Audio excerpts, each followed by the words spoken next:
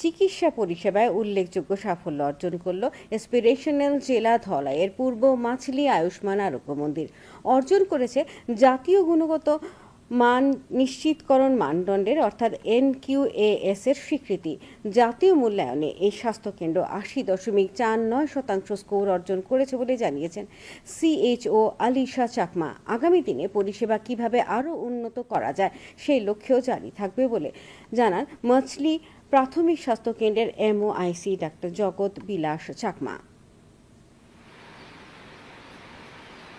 এটা ইনিশিয়েটিভ আমরা last 6 month ধরে শুরু হয়েছিল, যে কিভাবে আমরা প্ল্যানিং করছিলাম। এটা মোটামুটি আমরা স্যাটিসফাই আমরা হয়েছি।